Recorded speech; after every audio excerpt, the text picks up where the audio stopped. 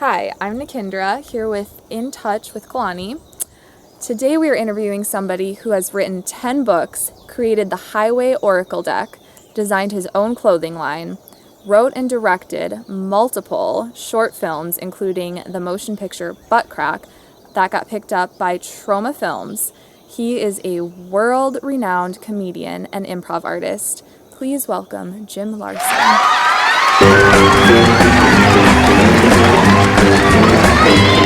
Well, it's a rockabilly boogie, a rockabilly boogie, a rockabilly boogie, a rockabilly boogie, a Thank you for having me at your beautiful cottage. Welcome. It's a beautiful banyan tree. Now, did you plant this tree yourself? No, I discovered it under a big pile of weeds and a big pile of vines. It took days for me to uncover it, but it's worth the effort because it is the most beautiful tree I personally have ever seen. I would agree with that. And did you decorate it for Christmas this year? I'm sad to say I did not. I should have, though. That's a bummer. Because, like you mentioned, this would be an incredible Christmas tree. It would, Jim, it would. Maybe next year. There's always another Christmas around the corner. Always another Christmas. Before you know it, it's Christmas time. Speaking of which, that is your favorite holiday, right? Of course, I love Christmas. All the cheer and the lights and the good music. I love a good Christmas song. Yes. Rocking around the Christmas tree at the Christmas party hop. And what's your favorite Christmas movie? Oh, that would have to be Ernest Saves Christmas. Okay, to an important question that I should have just started with. What is your zodiac sign? I am proud to say I am a Pisces. Oh, I'm sorry. What are you sorry for? That's the best. Yeah, no, it's okay. No, it's good. Better than Capricorns. Capricorns, a poem by Jim Larsen. I don't like no Capricorns. They all have devil horns, cloven hooves and ropey tails. They'll do you wrong without fail. Pisces are better. Excuse me? Just kidding. Pisces are great. Yeah. Do you feel like you really embody the Pisces energy? I feel like I am the archetypal Piscean. You look very Piscean, yeah. Yeah, the whole fish swimming in opposite directions, all that. I'm always going one way then the other. I'm thinking one thing, but at the same time, 5 other things, and I don't always know how to focus on one. Sounds exhausting. That must be why you have so many entrepreneurial things that you have done. Speaking of which, what is your most, I guess, important thing to you that you've done with you've made movies, you've written books, you've designed your own clothing line. I mean, you've basically done it all. What has been your favorite thing that you've focused on?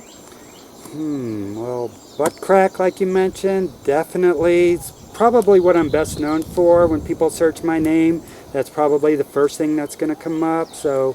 You gotta kill the evil beast! Come on! Whack him! Whack-a-doo! Whack-a-doo! That was kind of a pinnacle achievement, but honestly, personally, I think my tarot card books are what's the most personal to me, and to me the most important, especially the audio versions of those, which I didn't personally read them, but they sell really well on audible.com. And I think they're just a really good representation of my Piscean nature. And how did you get into tarot? Literally a voice in my head. This was 2004, long before I ever heard of Kalani. I had no idea. I never dreamed I would one day live in Hawaii. I was sitting at my desk at my government job. I was at the corporate headquarters in Springfield, Virginia, when literally a voice in my head said to me, "Jim, study tarot." Boy, things are sure nice here at the corporate headquarters in Springfield, Virginia. Jim, study tarot. Now. What? Whoa. was like, whoa, where's that? I was like, who's talking to me?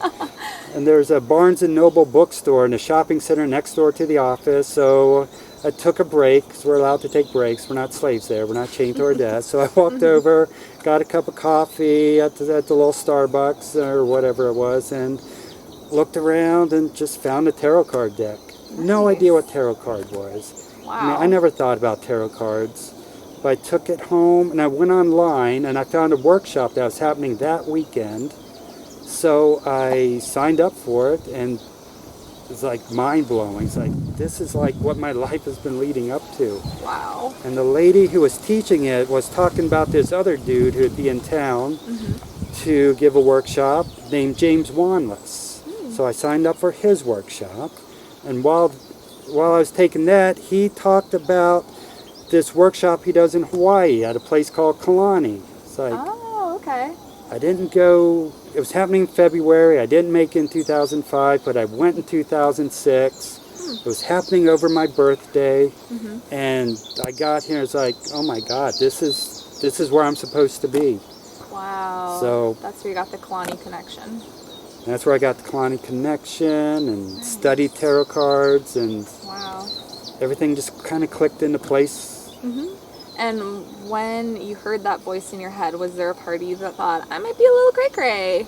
A little bit, but I'm glad I shut that part of myself up and indulged that voice. Are you sure that that wasn't the point of a mental breakdown that has continued up until this point in your life? Do you feel like maybe you're still crazy and you've always been crazy since that started? How do you know? You really don't know. I don't know. I am what I am, and if I'm crazy, that's what I'm supposed to be. Right. And what was your government job that you were doing? I was a contractor. I did a few different things. I started off reviewing documents, looking for sensitive information that the Department of Energy wanted to keep secret, because Bill Clinton had signed this executive order 12958, which stated that all government documents 25 years or older were automatically going to be declassified, no matter what. Whoa. Unless the agencies said there was some specific information.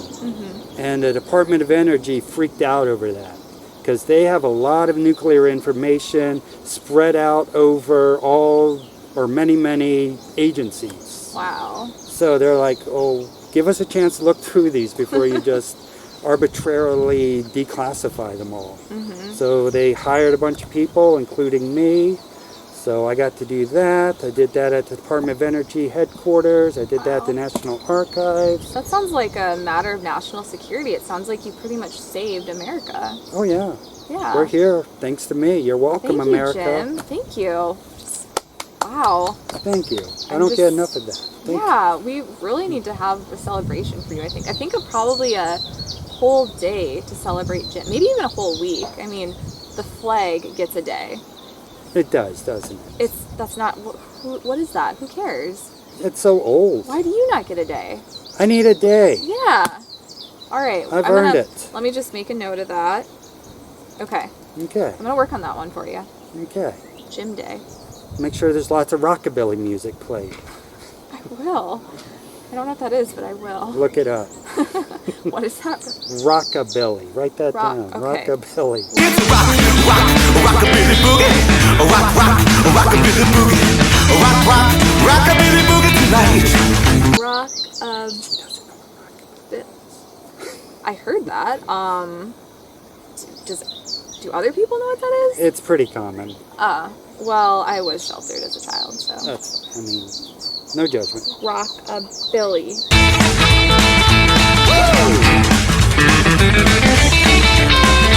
Got it. So in your job declassifying information, is there any declassified information that you can tell us about that is like kind of out there, crazy, like what are America's secrets, I guess, is what I'm asking. Well, I can't reveal what's still classified, but let me think. Got into some UFO stuff that's been declassified. I actually read a book, I wish I could remember the title of it, that used a lot of the information that I read personally in the documents. It was Mirage Men, A Journey into Disinformation, Paranoia, and UFOs by Mark Pilkington. Basically, what's really going on with unidentified flying objects. A lot of it, this was during the Cold War, a lot of this stuff. The government was creating these super secret stealth fighters and stuff, and they'd be taken off, and the government wanted people to think that was a UFO. Just so they're not like looking, oh, what's the government doing? What is that? Oh, it's a UFO. So the government did a lot to propagate the idea that UFOs are out there. So there's a lot of misinformation. I mean, stuff I read wasn't so mind-blowing, big science fiction stuff, just more practical, down-to-earth stuff. So you're saying that aliens are real or not? Oh, they're real. They're real? Mm-hmm. Have you ever seen an alien? Page 118 of the In Touch book. Galen is an alien. I have theories. I think there's a lot of aliens that don't look like anything, but maybe a little bug. Like maybe they're an insect. They come, they scope us, they take our pictures and collect data, and then zip back unnoticed. That would make sense because there's a lot of bugs out there that look very alien and weird. I know. I've seen some that made me think that. Yeah. I swear to God, one that looked like some kind of oil was dripping out of it as it was just zzz. Looked like something was dripping. Like, what is that? What is up with that? That was just over there. Aliens right on property. Yeah. Galen is an alien. So aliens, top secret jobs. I mean, are you still in that line of work? Or, I mean, if you were, could you tell us? I'm not still in that. I gave that up when I came here full time. Is your story? It's what I go by. Yeah. It's just that there's theories that you maybe still work for the government, maybe even the CIA, and that's why you came to Kalani to see what was going on here. And I mean, there's talk about you being a spy and reporting back to the government. The truth of the matter is, there really is a lot about my past that I cannot talk about, and lately people have been getting just a little bit too close to the truth on some matters. It worries me. It worries me for my own personal safety. Those out there who are, let's put it this way, they're monitoring me, they're monitoring those around me, so I may have to leave soon just for my own safety and for the safety of those in this area. So if I just disappear from this area, you live here, you're upset, your feelings are hurt that I didn't say goodbye, I apologize in advance, but it really is for the best for all concerned that I just not be here anymore to just start a new life with a new identity. I'm not even going to speculate where that will be. I mean, where's the truth? I mean, we don't know what the truth is because you wouldn't be able to tell us. Exactly. It'll just remain a mystery. It's just going to have to be. Believe me or assume it's a mystery. We'll see. We'll see. Time will tell. A lot will be revealed with my autopsy. Let me just put it that way. Oh, interesting. Okay. Well, that leads me to my next question, which, well, it's more of just, could you clarify something for everybody who's been wondering? Okay. Is it true that you were also associated with the mafia and that they found out where you were here at Kalani for things that you did? We can't say exact details, but is it true they found out where you were and they cut off your big toe? Page 195 of the In Touch book, the Eskimo Mafia. They knew if they just come in and cleaved my toe off, they would get in trouble. Because Mikey would come rushing up because I have the panic button here. That's true. I shouldn't say that. Oh, well. Well, I'll edit that out. Yeah. But yeah, I mean, there are injections they can give you to make your foot swollen up, to make it infected. That, which of course led to the hospital stay. That's what it was. Okay. Mm-hmm. And are you able to disclose what you did that the mafia came here to swell up your foot to then have your big toe removed? I'm not comfortable because of the safety of the other people involved, but It goes back to that year I spent on Molokai. Okay. Molokai. Okay, I mean that middle school there where I was a 7th grade English teacher, they got some badasses there. Let me just, the janitorial staff there especially, well, I don't want to get anybody in trouble. Man. Because the teachers were cool, the principal, I don't Ooh, a know, little sketchy. a little sketchy, some Okay. of the school board members. Yeah, I rubbed some people the wrong way. I'd rather not say exactly. Well, thank you for sharing that much of your story with us. And It needs to be told. really sorry about your toe, and I One hope the day- mafia stays away. I think they're satisfied. They got what they wanted. They got a piece of me. Did they end up taking it? You know, I don't know what happened to it. Someone doc- out there has your big toe, and you don't even know who. Probably the mafia. Probably the mafia. The Eskimo Mafia. They're probably using it as a trophy. They probably are. It's like, haha, we got Jim's toe. That's the mafia for ya. Yep. Friggin' mafia. So, let's talk about your Kalani days. Okay.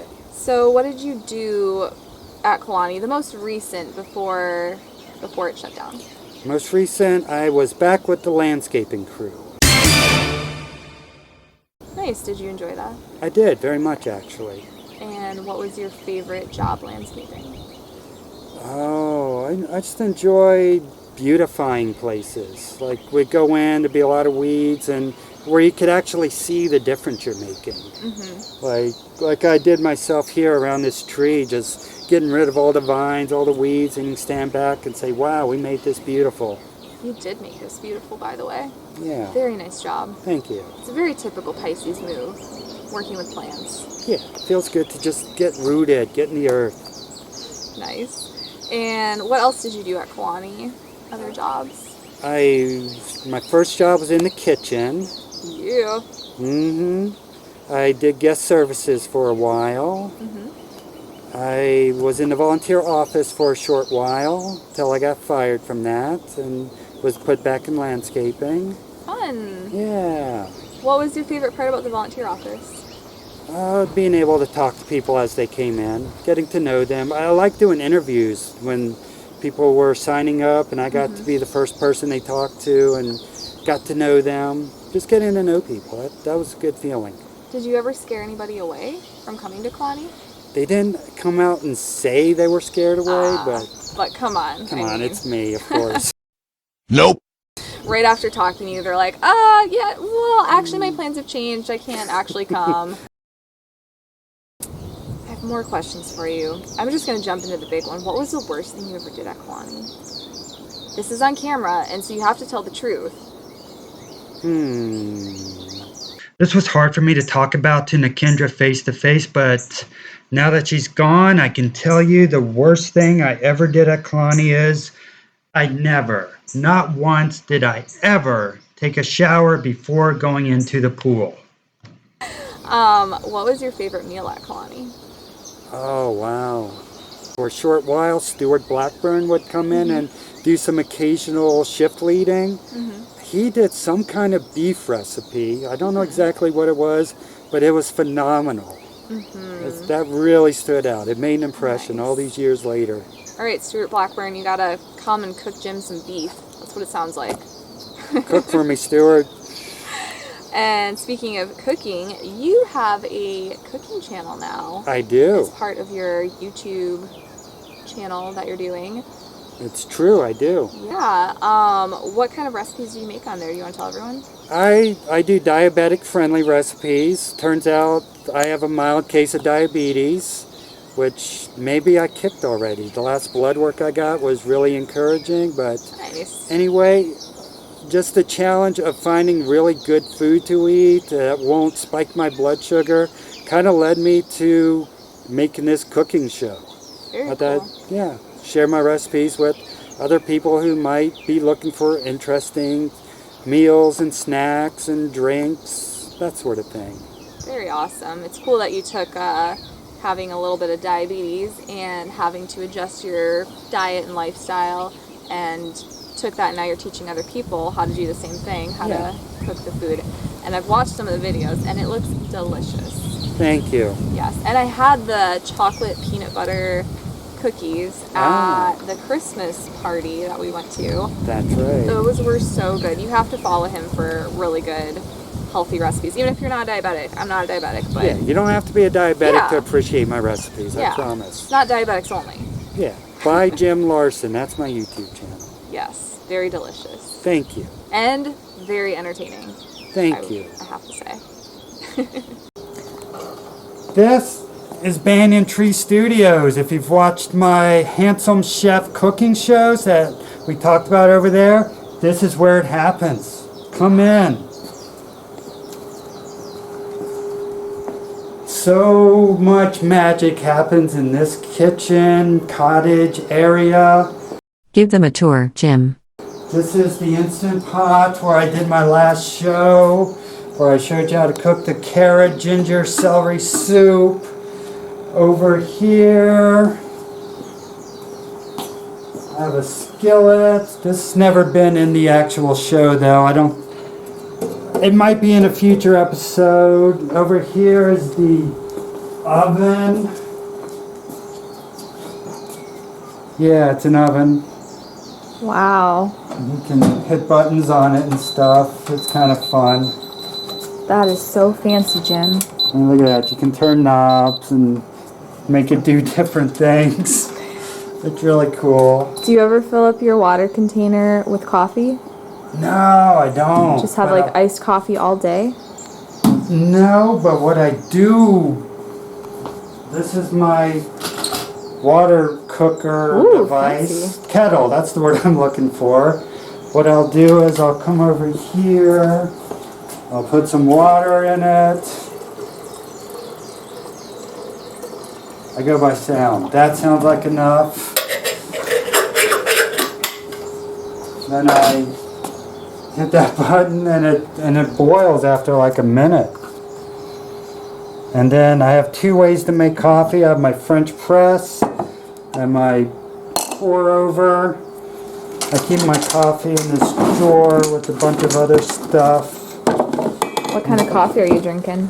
This is, I think, French blend from Starbucks. Ooh, a Starbucks. And I want to show you this. This is 0.9% sodium chloride irrigation USP.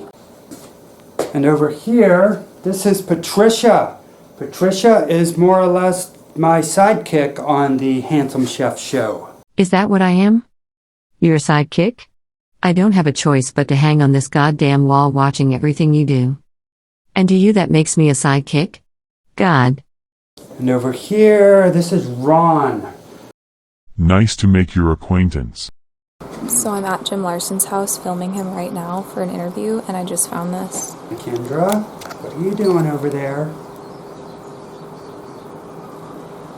Help me. I don't actually have any bullets for this gun. I bought this because I just want to be able to motion to people with it. Like, And it's not loaded. No, there's no bullets in there. Okay, I'm gonna just hop over here. Because you watch movies and stuff. Like, I got the idea when I watched War for the Planet of the Apes. Woody Harrelson is in that movie. And there's a scene where he's just motioning the people with the gun, like, over there, over there. Oh, so when you have guests come over, you can kind of motion to them where to go. Just with the, yeah. Just make them feel right at home. There's no bullets. But if I go like this, go over that way. Okay, got it. I feel much safer. Thank you, Jim. And if I go like this, I want you to make me some coffee. That means make you coffee. Okay. So I mentioned the coffee, so I keep it in this container. This is a That's Christmas. a nice ornament. Who's it from? This came from my cousin Lisa. Every so often we exchange gift boxes, kind of care packages from Goodwill stores and stuff. And the most recent box I got from my cousin a couple months ago, this was in there. So thank you, cousin Lisa. I really appreciate this. Aw, thanks, cousin Lisa. Nice. And I see you chew Eclipse gum. I do chew Eclipse gum. Very interesting. Not a Trident person. No. No, that's okay. Sometimes Orbits. That's a good one Orbits. too. Sugar-free is all I care about. Have you ever tried the spry gum made with I didn't xylitol? really like that. It was The too flavor doesn't last. No, it was It's really disappointing. spry gum. Boo. So, Jim, Yeah. this diamond here, Oh my could crystal. you tell us about that? This came from a shop in Seoul, South Korea. I Wow. was just walking around, looking, checking the place out, and I saw this, and I thought, wow, that's really cool. I like it. So I bought it. You smuggled it across the border, huh? Mm-hmm. And that's the mafia connection? I'd rather not Oh, elaborate. sorry. I mean, it's but a very nice crystal. let's just leave it at that, shall we? Yeah. Beautiful, Jim. Jim, I noticed that you have a beautiful collection of mugs, and especially this one right here. Where did you get that from? This was designed by my cousin Jenny. Jenny has a Zazzle store, and she posted this on Facebook one day. I'm like, I really like that. I want that mug. So I ordered it from her Zazzle store, and it's kind of my go-to mug when I drink tea. Kalani, is there anything else you want to say about your time at Kalani? Any other memories that stand out to you? Really good ones, really funny ones, crazy ones? I mean, I know there's so many, it's hard to pick and choose, but... My best memories probably of making my movies. My Shinyi the Psychopath movies. There's 6 altogether. But of all 6, there's something about part 3 that really stands out for me. I think because the time I made that was probably my best time at Kalani. Wow. It was like I really felt like I hit my stride. Was really in the groove here. People I was around, great bunch of people, really enjoyed it. And there's some really funny scenes in there too.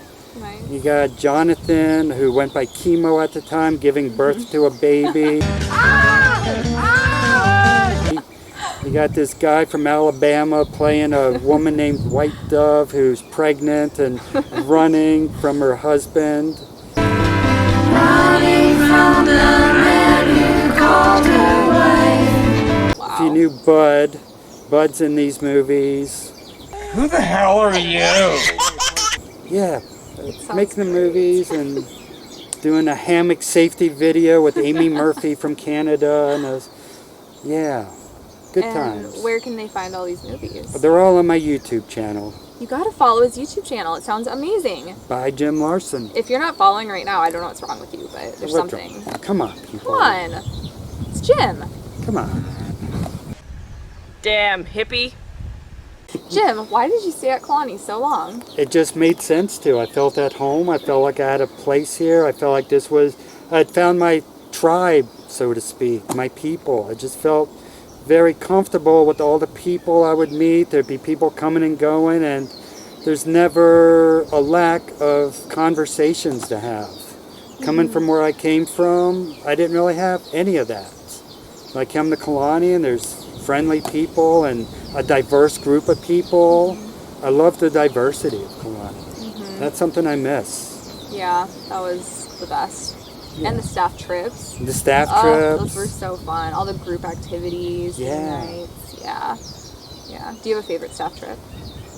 Probably to Volcanoes National Park once. Ooh, nice. I've been there so many times, but there was one particular staff trip. It stands out to me. It was a good time. The people I was with that trip. Do you remember the year? 2010 maybe? 2010. Nice. 2000, somewhere in there. Good memory. And what's the one thing that you miss the most about the Kalani days, besides the people? Simplicity of the life. Didn't have to really go out of my way to find what I needed. It was like all right there. 3 meals a day, 3 meals, yeah. classes, all the things. And classes I was actually interested in. Yeah. I mean, What classes did you take? I really enjoyed Shola's Osho Zen meditations. Ooh, I If you ever remember did that. Yes. I love those. Those were Yeah. awesome. Those were good. I miss that. Yeah. I miss know. open mic too. Oh, I know. Open mic. That was so good. You had a lot of good stories, I guess. Yeah, I wish I had Stories, videotaped more. Yeah. Oh, did you not videotape them all? I think Yola videotaped one, and that's on the In Touch with Kalani channel. Which one is that? I talked about serving people in the kitchen, people I hated, but I still had to put food on their plate. Yeah, that was always fun. Serving people that you hate. I remember the Stompy Stomp Stomp. Oh yeah. That was a good one. And what's the other one? Bacon in the pig slop. I think that's one most people remember. Yes, that's a good one too. Yeah, very funny. Where Yeah. did you get your humor? Where did that come from? It's just natural to me. It's So nobody natural. can learn this. You can't teach a course on it. It's just like you're either born a Jim or you're not. I'll try to write a book to explain it, but I don't know if it's really explainable. It's just, this is what pops into my head, so it's what comes Just through. Jim. Here I am. Well, if you ever make a course on it, you can call it just Jim. Just Jim. Just Jimming around. What's a word that you find really hard to pronounce? Do you have one? Esophageal. Ooh. Having to do with the esophagus. Yeah.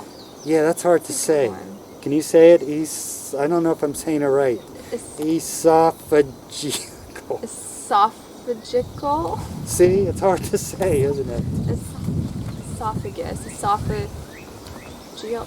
Esophageal.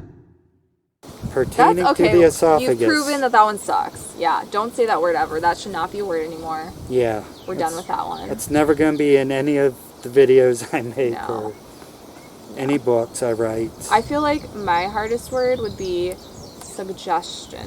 What is it? Suggestion. Suggestion. All those like, I don't know. It's just the word, the letters in it, you say it. Suggestion. See, when you say it, it sounds kind of weird. Suggestion. I don't like that word. I don't like that word Ban either. that word. Ban that word. We're done with that word. No more, No. we'll say discussion topics instead of Yeah. what she said. We're not even going to say it. Yeah, why? But you know don't what? need I it. have a really good suggestion. Suggestion. And that is that we form a new group of people that, it could be like a job, like maybe a new job, where we go through the words in the English language and we pick the ones that we want to cancel. You know, the whole cancel culture thing, we just like cancel words. I like it. Suggestion, Yeah, pertaining to the esophagus. Esophageal. Is that a word? It doesn't need to It doesn't need be. to be a word. Nobody needs to say that ever. It's just not a word. Just say pertaining to the esophagus. Yeah, I mean, you already have the background with uncensoring documents. Mm-hmm. That's how you say that. Yeah, Yeah. Yeah, so I feel like we could do this. I'm all for it. All right. We'll start a Facebook group and go from there. All right, be on the lookout for that Facebook group. Join the Facebook group. It's called Word Cancel. Okay, if you were a tree, what kind of tree would you be and why? I would be this tree right here. I'd be a banyan tree. This is technically Yeah. a strangler fig. And there's others on property, but you gotta know where to find them. I don't know the whole story, but spores come through the air or something like that, and they land on another tree, and they strangle that tree out and take over. And if you go way back there in the woods, you can see an example of that happening. Wow. Maybe I'll show a shot of that.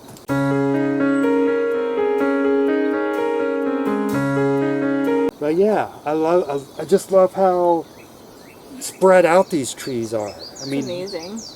I've seen some really old ones in Hilo. It's like a whole solid acre. It's just one tree with all these vines coming down. You could live in there. You could live in there Maybe you will. someday. I live in this tree now. I am seeing a theme here, though, that I want to bring up. So the banyan tree is your favorite because it strangles out the other tree. So strangling the tree. You've made a lot of movies about murder and psychopaths. You had a voice in your head at that one point, and you've murdered that person at Kalani. There's kind of a theme going on here. Are you a serial killer? Depends how you define serial. I mean, Okay. if you just kill 3, is that serial? Or what's the limit? You know what? Maybe we should move on. I don't know who's gonna all see this. Like, it's okay. We can move on. We could edit this out, maybe. It's up to you. Okay, it's your life. Feeling a little uncomfortable now. I don't know if I'm feeling safe anymore. You're feeling safe? Oh, I'm always safe. Says the serial killer. Okay, just kidding. I feel safe. The birds keep me safe. Listen to them. That's why I have a feeder out back. And you don't strangle the birds. No, I don't strangle the birds. Okay. Moving on. So, how do you feel about garden gnomes? I'm not against them in any way. Mm-hmm.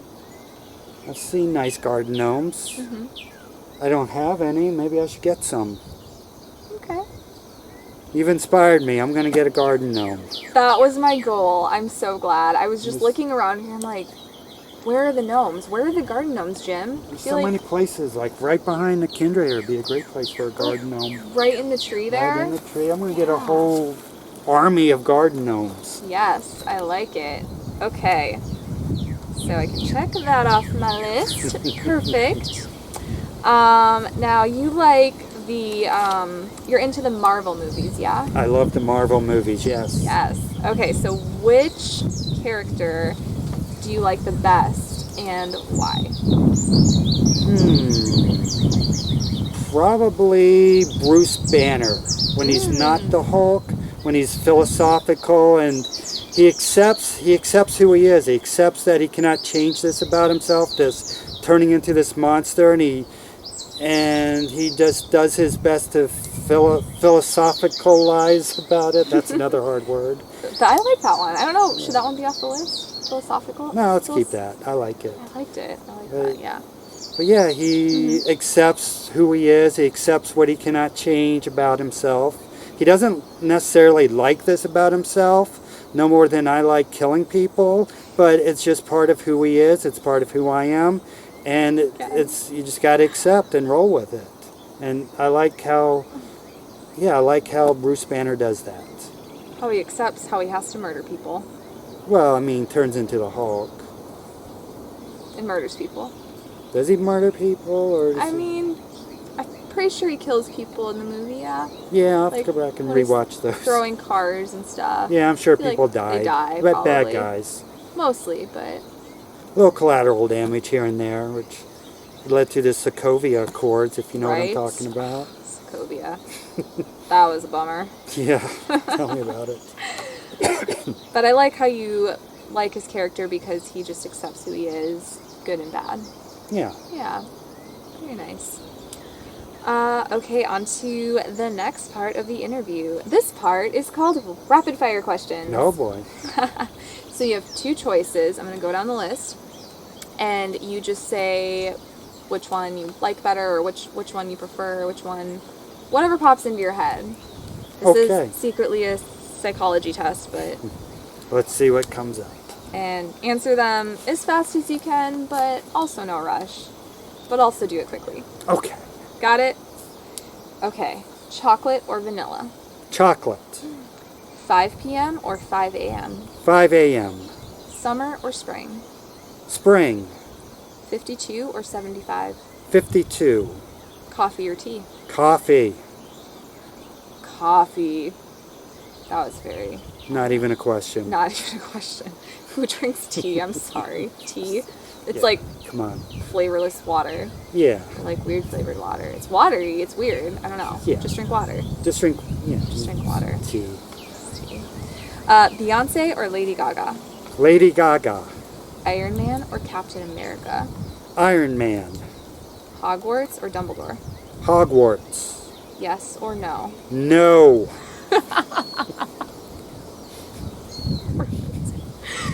Art or math? Art. Paper or plastic? Paper. Oranges or apples? Oranges. Oranges? Burning alive or drowning? Drowning. Christmas or Christmas? Christmas. Christmas. Axe or chainsaw? Chainsaw. Been more fun. For what? Cutting down trees? I have a chainsaw. It's just a little one. That's all I need.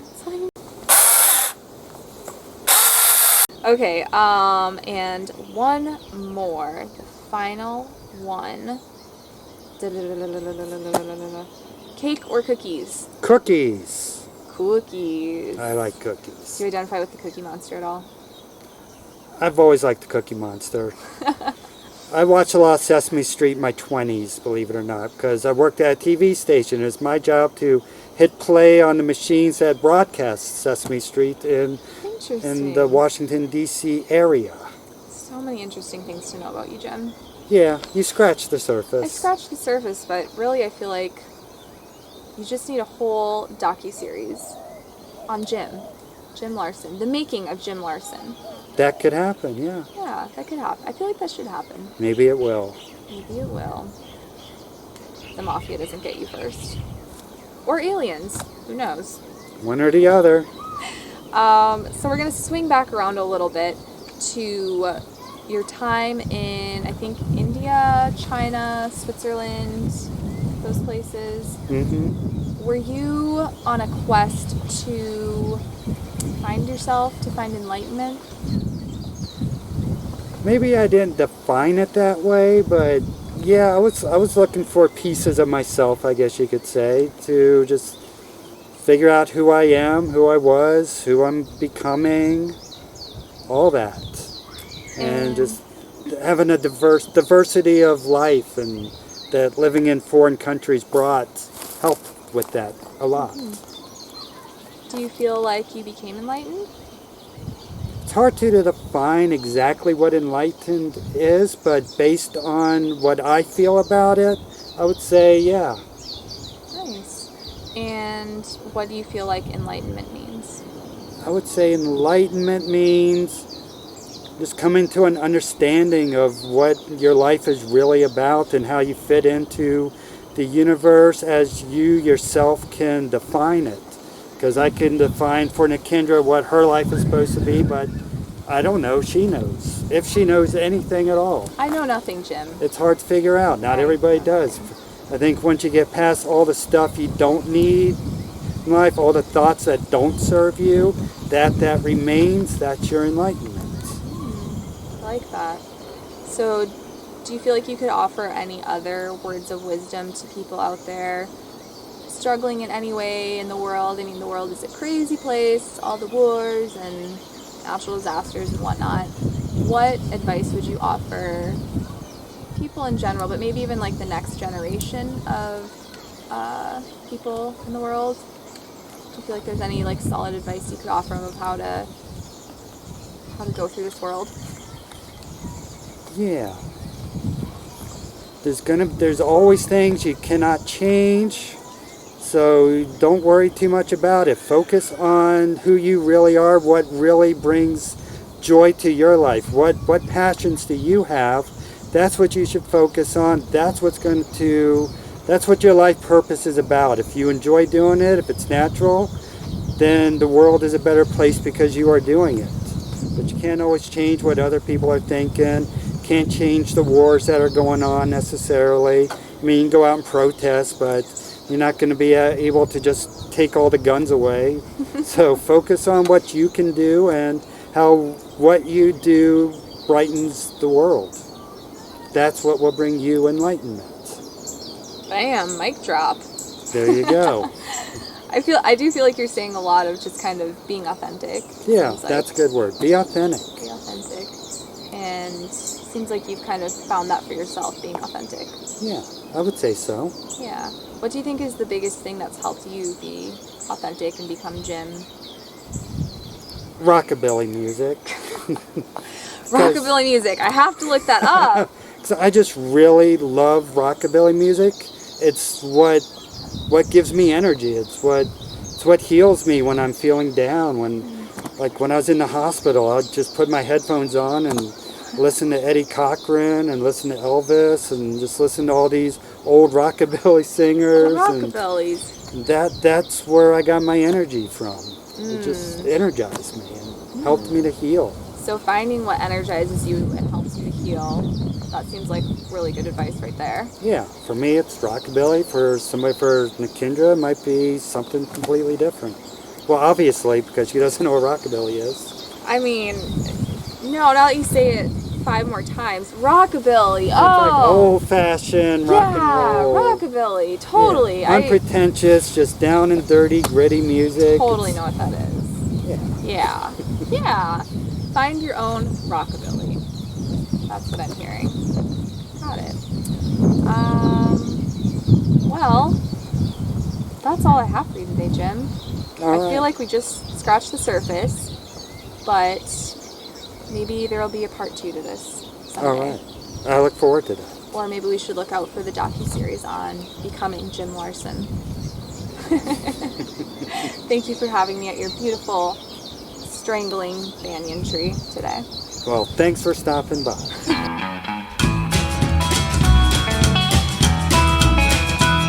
I can't stand this life that I lead. There's something real bad inside of me. Oh, mama, can you help me? Oh, mama, stop this pain. Please stop me before I kill again. And it's so hard to be a good boy with all these women around. And though they are all so dirty, I just don't want to let you down. I can't lose this hunger for vengeance. They must be judging the sin. Oh, mama, can you help me? Oh, mama, stop this pain. Please stop me before I kill again. Mama!